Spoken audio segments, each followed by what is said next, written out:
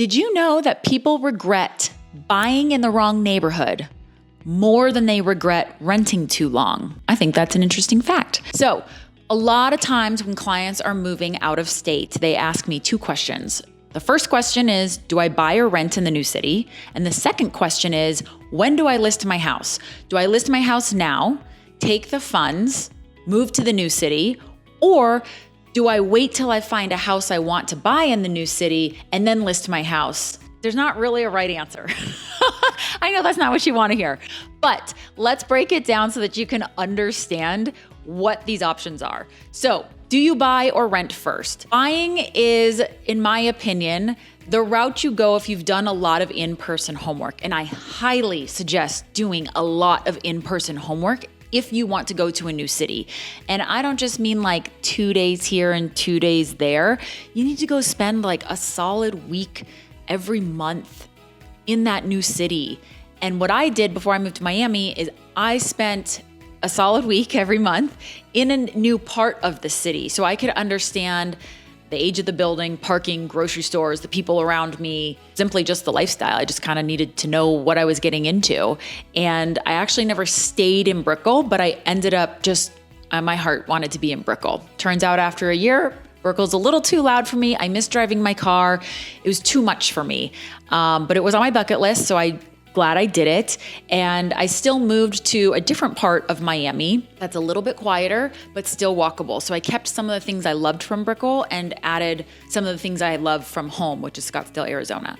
So when you get to your new city, you need to think about this. Are you more flexible, which means you want to rent, gather information, observe, experience, and then make your decision where you want to live, but the first place you go is really just your landing spot? Or do you have a high tolerance for certainty or uncertainty in the sense that you're going to buy, you feel secure, you're not wasting money on rent, which I know you're thinking that, you have like your roots down, but then there's a really good chance that you don't love the house, the area, the city. And when this happens, you at least have either a rental property, right? So now you have an income producing property, or you can always turn around and sell it. Not going to say it has appreciated in a year or two, but those are your options.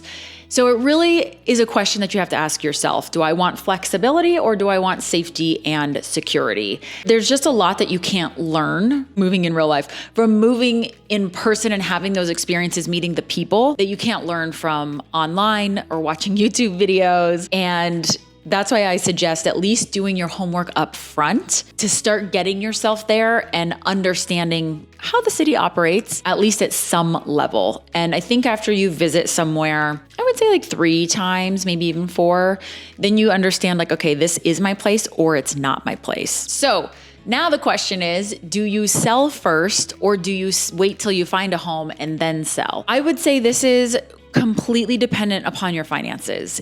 If you need the funds from the sale of your house, then you don't really have a choice. You can either close on your house, take the funds, move to the new city, or you can have a double closing. You have your house under contract in your current city, you find something, you love it, it pans out, and you have a double closing on the same day, which just means the house that you currently own, that house closes first, so ideally before noon, and then from noon to 5, the second house closes. So your title companies, your lenders, all of that stuff, everybody's involved, your real estate agents, and we need to make sure that it stays on track so that the first house, your current house, closes on time. If you are not in this situation where you're not contingent, then you don't have to worry about it. If you're just gonna go buy cash or just you qualify for a new loan without having to sell the house, then don't worry about it. You can just pick up and go and do whatever you want. Again, there's just not a right answer for this, but it's a great question. And I know it comes up a lot. So the questions you need to ask yourself are, would you prefer to feel safe and secure in the new city by buying a new home? Or would you rather live as a tenant for a little while and understand the city, how it operates, where you fit in, where are your people at? Do you like where you chose? Do you want a different part of town?